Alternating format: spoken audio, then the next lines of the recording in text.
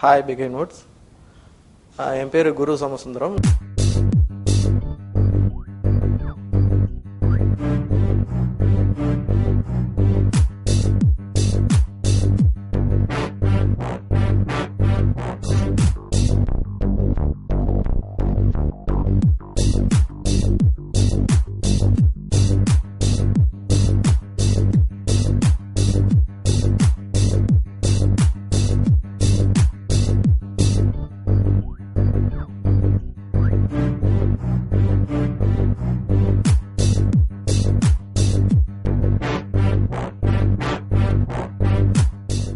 இப்போ ஆரண்ய காண்டங்கிற படத்தில் வந்து ஒரு ரோல் பண்ணியிருக்கேன். அந்த ரோல் பேர் காலேன். பேசிக்கலி நான் ஒரு தியேட்டர் பர்சன். கூத்துப்பட்டுங்கிற ஒரு தியேட்டர் குரூப்லேருந்து வந்திருக்கேன்.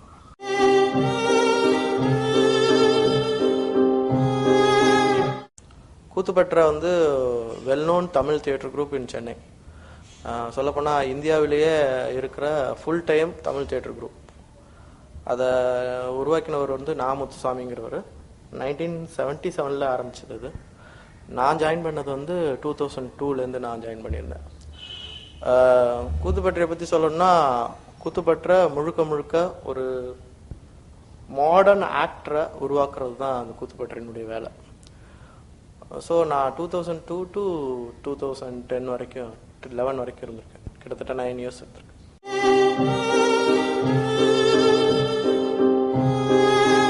இந்த படம் பண்றதுக்கு முன்னாலேயே, அதாவது 2004 or 2003 தியாகராஜன் குமாரராஜா அந்த படத்தினுடைய டைரக்டரை என்ன மீட் பண்ணார். எப்படி அவர் மீட் பண்ணார்னா, நான் கூத்துப்பற்ற சார்பில் சந்திரஹரின்னு ஒரு பிளே பண்ணியிருந்தேன். அதில் நான் தான் சந்திரஹரி ரோல். சந்திரஹரி அது ஒரு நாடகத்தினுடைய பேர். அதை பார்த்துட்டு அதுக்கப்புறம் அவர் என்கிட்ட வந்து பேசினார். நான் எதிர்காலத்தில் அப்போ ஒரு படம் பண்ணுவேன், அதில் நீங்கள் நடிக்கணும் அப்படின்னு கேட்டுட்டாரு. அதுக்கப்புறம் 2009-8 வந்து ஆரண்ய காண்டத்தில் காஸ்டிங் பண்ணார்.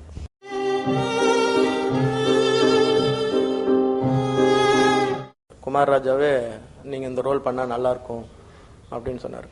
அப்புறம் அந்த அவர் சில இன்டர்வியூவில் நிறைய இன்டர்வியூ கொடுத்துருக்காரு. அதில் சொன்னது வந்து ஒவ்வொரு ஆக்டர்ஸை வச்சு அவர் டைலாக்ஸ் எழுதியிருக்காரு.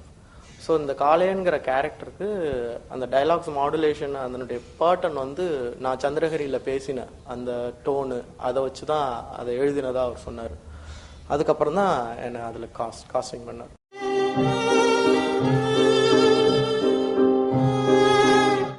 நிறையா நான் கிட்டத்தட்ட ஒரு 6 kg to 7 kg நான் வெயிட் லூஸ் பண்ணேன். ரெண்டாவது நிறையா ஹேர் வளர்த்தேன். மீசை, அந்த மாப்போசி மீசை மாதிரி அவர் சொல்லி அந்த ஸ்கிரிப்டில் எல்லாமே இருக்கு. இந்த காளையன்கிறவர் எப்படி இருப்பார், அவர் வந்து ஒரு சவுத் தமிழ்நாட்டிலேருந்து வர்ற ஒரு நொடிச்சு போன ஒரு மிராசுதார், அதாவது வாழ்ந்து கட்டவங்கன்னு சொல்லுவாங்கள்ல, அந்த மாதிரி இருக்கிறவர். அவர் இங்கே வராரு, சென்னைக்கு வராரு. அவர் பையனோட ஏதோ பண பிரச்சனையை சால்வ் பண்ணுறதுக்காக வராரு. ஸோ அப்போ நானும் மதுரை பக்கத்தில் இருந்தேன். என்னுடைய சொந்த ஊர் மதுரை பக்கத்தில் இருக்கிற பார்த்திபனூருங்கிற ஊர். ஆனால் நான் வளர்ந்ததெல்லாம் மதுரையில் தான், பிறந்து வளர்ந்ததெல்லாம் மதுரையில் தான். ஸோ அந்த ஸ்லாங்கு எனக்கு அவ்வளோ கஷ்டமாக இல்லை, அந்த ஸ்லாங் ஈஸியாக இருந்தது.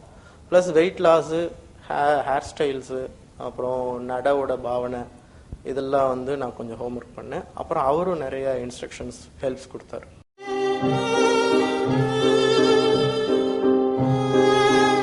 நிறைய நடந்தது.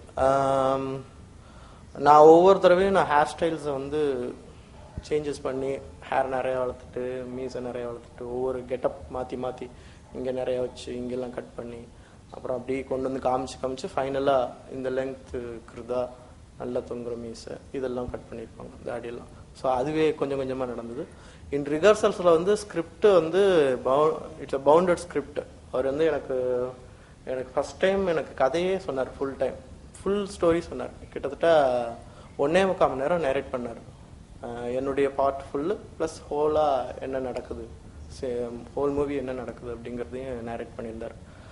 நேரேட் பண்ணிவிட்டு ஸ்கிரிப்ட் கொடுத்துட்டு நானும் அந்த கொடுக்காபள்ளி கேரக்டர் வசந்த், வெயில் வசந்த், அவரும் சேர்ந்து நாங்கள் டைலாக்ஸை வந்து ரிகர்ஸ் பண்ணுவோம். சில மூமெண்ட்ஸ் ரிகர்ஸ் பண்ணுவோம், அவ்வளோதான். மற்றபடி இன் ஸ்பாட்டில் என்ன நடக்குதோ அதான்.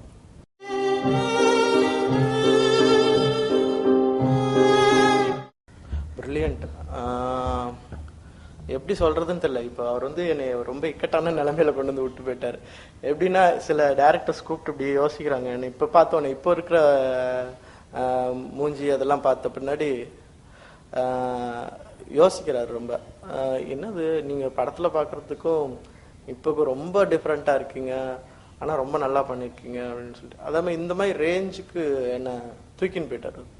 அதுக்கப்புறம் இப்ப நான் வந்து இதுலயே இருக்கிறதா இல்ல இது மாதிரி இன்னொரு கேரக்டர் வருமா வராதா, அதுக்காக வரலன்னு நான் சும்மா உட்காந்துட்டு இருக்க முடியுமா, இல்ல வேற எதுவும் நான் முயற்சி பண்ணணுமா, எதை ஏத்துக்கிறேன், அந்த மாதிரி இக்கட்டுல கொண்டு வந்துட்டாரு. ஏன்னா அவருடைய ஒர்க்கு வந்து அந்த மாதிரி இருக்குது. ஏன்னா அவரு ஈஸியா வந்து காம்ப்ரமைஸ் ஆக மாட்டாரு. என்ன தேவையோ அதை கேட்டுட்டே இருப்பாரு. ஈவன் நான் ஒரு ட்ரெயின்டு ஆக்டரா இருந்தாலும் எனக்கிட்ட இருந்து என்னென்ன தேவை, அவருக்கு என்ன தேவை, இதுதான் எனக்கு வேணுங்கிற வரைக்கும் அவர் விட மாட்டாரு. கலியுகத்துல அனுதினமும் சூரிய சுட்டரிச்சுட்டே போற சென்னமா பட்டணத்துல ஒரு சுபயோக சுபதனத்துல ஒரு சிங்கத்தை போலவும் ஒரு சக்கரவர்த்திய போலவும் கம்பீரமாவும் தாம்பிகமாவும் கோலோச்சிட்டு இருக்கிற ஐயான்னு அழைக்கப்படுற சிங்கப்பெருமாளுக்கு ஒரு துர்லபம் ஏற்பட்டு போறது.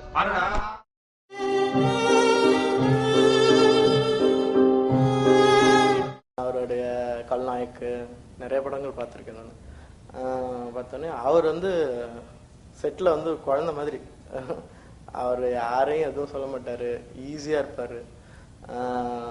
அவர் பாட்டு அவர் வேலை பார்த்துட்டு இருந்தாரு, நான் பாட்டு வேலை பார்த்துட்டு இருந்தேன். மற்றபடி ரொம்ப பெரிய இதெல்லாம் எதுவும் கிடையாது. ரொம்ப ஆனா very down to earth person அவர். நேரில் பார்த்த பின்னாடி தான் தெரியுது.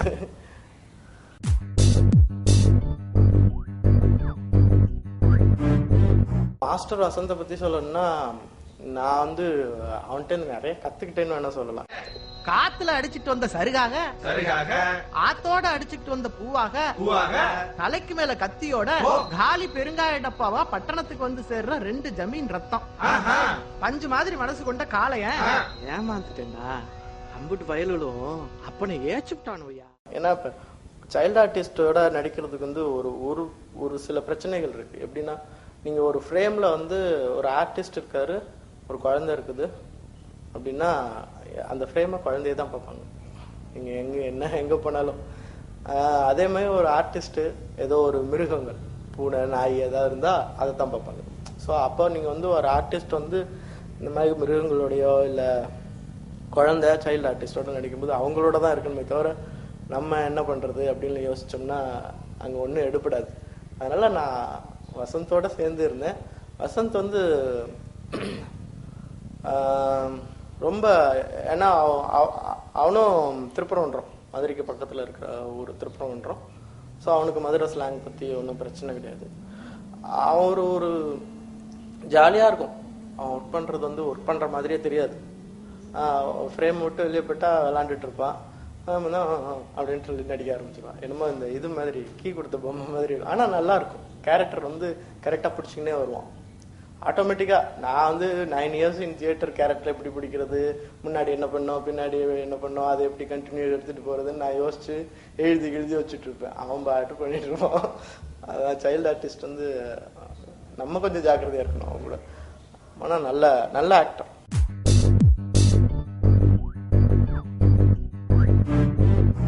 ஒரு சீன், அதாவது நானும் கொடுக்காப்புளி, அதாவது காளையன் கொடுக்காப்புளி வசந்த் 2 பேரும் சேர்ந்து ஒரு பொருள் விட்டுருவோம் ரூம்ல, ஒரு சீட்டு, அட்ரஸ், ஃபோன் நம்பர் சீட்டு.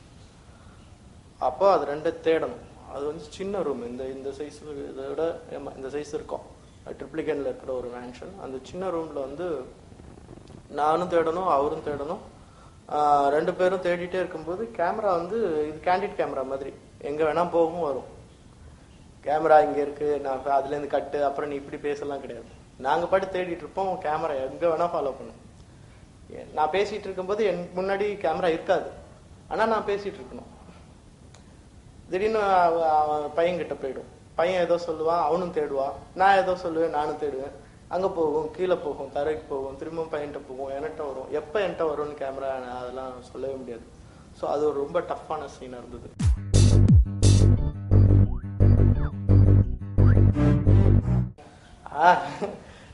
மீடியா அப்ரிசியேட் பண்றது ஒரு விதம், எனக்கு ரொம்ப சந்தோஷமா இருந்தது. ரெண்டாவது என்னுடைய கோ ஆக்டர்ஸ் எல்லாருமே என் கூட சக நடிகர்கள் கூத்துப்பட்டில் இருந்த பாபு, சாந்தகுமார், ஆனந்த் சாமி, நான் நாடகத்தில் நடித்த நண்பர்கள் எல்லாருமே வந்து நீ உன்னுடைய பர்ஃபார்மன்ஸ் ரொம்ப எக்ஸ்ட்ராடனரியாக இருந்தது.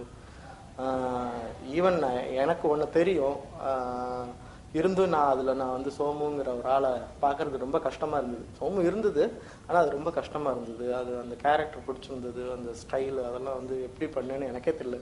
நான் சொன்னேன் எனக்கும் தெரியலடா. அவர் என்ன சொன்னாரோ அதை செஞ்சேன். கொஞ்சம் நான் ஒர்க் பண்ணது, அவ்வளோதான். அது வந்து ரொம்ப ரொம்ப பெரிய அப்ரிஷியேஷன் இல்லை. நீங்கள் வந்து பொதுமக்களுக்கு கண்டிப்பாக ரொம்ப பிடிச்சிருக்கும். பட் கோ ஆக்டருக்கு உங்களுக்கு தெரியும், ஒரு ஆக்டருக்கு தெரியும் என்னென்ன சிரமம் இருக்குது, எங்கெங்கே வந்து ஆக்டர் வந்து கேரக்டர் விட்டு வெளியே போய்ட்றான், இல்லை தப்பாக பண்ணிடுறான் அப்படிங்கிறது ஆக்டருக்கு, இன்னொரு ஆக்டருக்கு நல்லா தெரியும். ஸோ அதெல்லாம் வந்து எனக்கு ரொம்ப பெருமையாக இருந்தது. இப்போ விகடனில் கூட எல்லா இதுலேயுமே யார் அந்த 2 பேர் அப்படிங்கிற சில சமயம் தியேட்டரில் உட்காந்துருக்கும்போது பின்னாடி இருக்கிறவங்க வந்து யாராவன் அப்படிங்கிறாங்க, எங்கேயோ போய் பிடிச்சிட்டு வந்துருக்காங்க அப்படிங்கிறாங்க. ஸோ அதெல்லாம் சந்தோஷமா இருக்கு. ஆனால் வெளியே வந்து நின்னா யாருக்கும் என்ன தெரிய மாட்டேங்குது. நான் பேசாம காலைன்னு ஒரு போர்டு போட்டு நிற்கலாமா அப்படிங்கிற ஒரு யோசனையெல்லாம் வந்தது. பட் அதில் ஒரு அது ஒரு பெரிய அப்ரிசியேஷன் இல்லை. நீங்கள் சினிமாவில் இருக்கீங்க, வெளியே வந்தால் யாருன்னே தெரியலங்கும் போது அது ஒரு இது தானே. ஸோ அது ஒரு சந்தோஷம்தான்.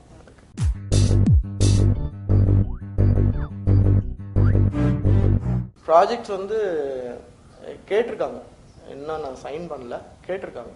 நெக்ஸ்ட் ப்ராஜெக்டில் நான் இப்போ எல்லாமே இப்போ ஒரு சில இது ஷூட்ஸில் இருக்குது. அவங்க கூப்பிட்டு பேசினாங்க, இவர் கூப்பிட்டு பேசினார், சமுத்திரகனி சார் பேசினார், பண்ணலான் இருக்காரு, ஃபியூச்சர் ப்ராஜெக்டில் பண்ணலாம் அப்படின்ட்டு இருக்காரு. அடுத்ததாக வந்து இவரே தியாகராஜன் குமார் ராஜாவே அடுத்தது நம்ம பண்ணலாம் அப்படின்னு சொல்லியிருக்காரு.